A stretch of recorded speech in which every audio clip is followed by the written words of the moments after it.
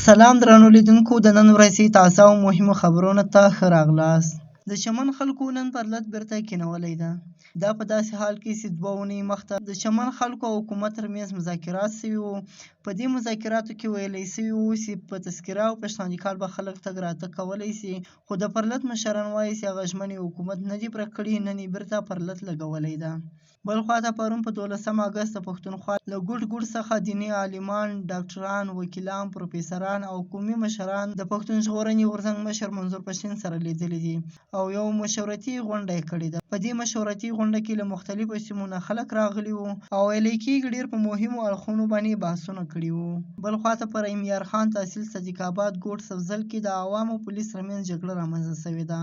په دې ویډیو کې معلومیږي چې پولیس په خلکو باندې وارونه کوي او خلک په پولیس باندې وارونه کوي. د دې جګړې نور تفصیلات نه دي راغلي، خو دونه ویلی کېږي چې د خلکو او د پولیس ترمنځ جګړه رامنځته شوې ده.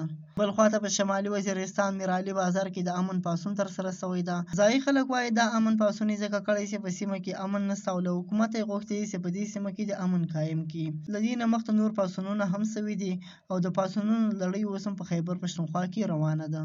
بلې خواته د شمالي وزیرستان په بدر سیمه کې تېره شپه د پاکستاني عسکرو په پوستو د وسلوالو برید کې 4 کسان مړه شوي دي او 28 کسان نور ټپیان شوي دي. پاکستاني طالبانو بیا د دغه برید مسؤلیت په غاړه اخیستی ده او ویلي دي په دغه جګړه کې د دوی یو جنګیالی هم وژل شوی دی.